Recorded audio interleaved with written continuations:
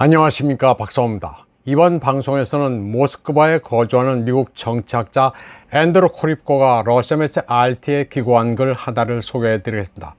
코립코는 아프리카와 유라시아에 대한 미국의 전략과 1대1로 러시아의 지정학, 하이브리드전 전문가입니다.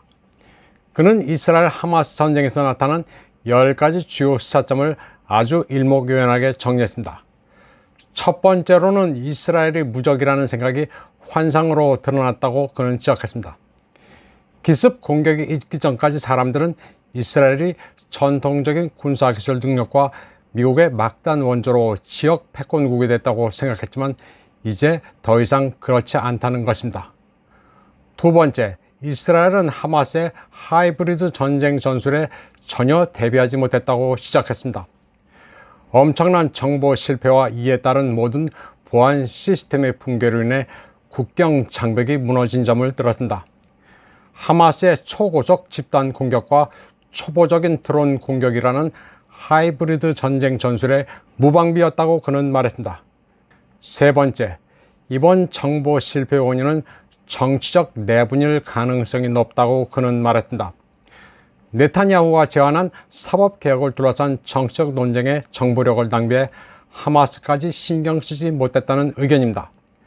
어떻게 모사드가 그걸 몰랐겠어 하고 믿겨지지 않는다는 사람도 있지만 설마 하던 게 진짜일 수도 있다는 얘기입니다. 그 정도로 이스라엘 내정은 사분오열됐습니다. 네 번째로는 미국 정보기관이 우크라이나의 주의를 빼앗긴 점을 들었습니다.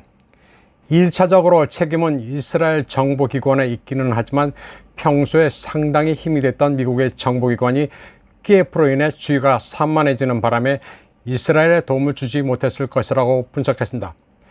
그렇지 않았더라면 미국은 위성으로 가자 지구를 계속 감시해 하마스의 동태를 알아낼 수 있었을 것이라고 코립코는 말했습니다. 도둑을 맞으려면 어떻게 해도 도둑을 맞는다는 얘기입니다. 다섯 번째, 미국은 이제 누가 최종 군사 지원을 받아야 하는지 딜레마에 빠졌다고 코립코는 시작했습니다. 특히 포탄을 계획대로 우크라이나에 보낼 것인지 아니면 그 자금을 이스라엘에 보내야 하는지 딜레마에 봉착했다고 분석했습니다. 이게 키예프로서는 굉장히 얄궂게 됐습니다. 키예프는 즉각 이스라엘에 연대를 표한다고 밝혔지만 미국의 버림을 받게 생겼습니다. 그동안 우크라이나와 연대한다고 떠들던 유럽 각국도 이제는 우크라이나 깃발을 내리고 대신 이스라엘과 함께한다는 구호를 외치고 있습니다. 관심을 먹고 살던 우크라이나가 딱하게 됐습니다.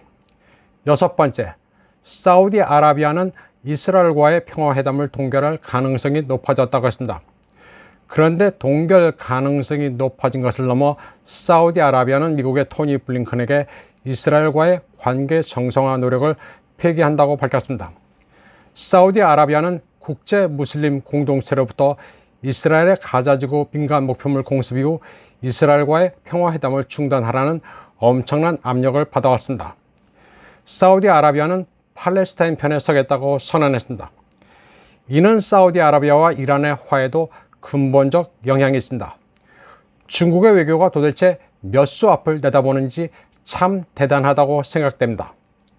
일곱 번째, 1대1로를 견제하기 위해 바이든이 제안한 인도, 중동, 유럽 경제회랑 프로젝트가 당분간 보류될 가능성도 높아졌습니다.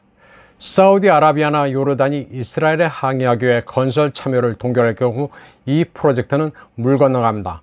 물론 이는 전적으로 해상을 통해 수행되기 때문에 인도와 관련 당사국 간의 무역은 그대로 진행됩니다. 참고로 인도의 경우 분쟁에서 이스라엘 편에 섰습니다. 여덟 번째, 러시아와 중국의 균형 잡힌 발언은 일부 관측자들을 놀라게 했다는 점입니다. 의외로 많은 이들이 러시아와 중국이 팔레스타인을 지지하는 것으로 잘못 알고 있습니다.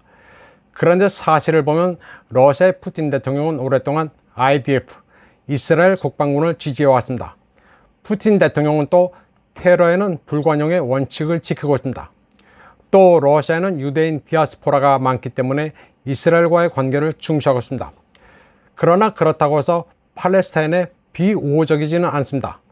그들도 존중받아야 한다는 게 러시아의 입장입니다. 러시아 외교 노선은 우리 편이 아니면 다 적이라는 식의 어리석음은 없습니다. 이는 중국도 마찬가지입니다. 팔레스타인 대통령은 최근 시진핑을 국빈 방문하기도 했습니다. 그렇다고 해서 베이징이 팔레스타인 편은 아닙니다.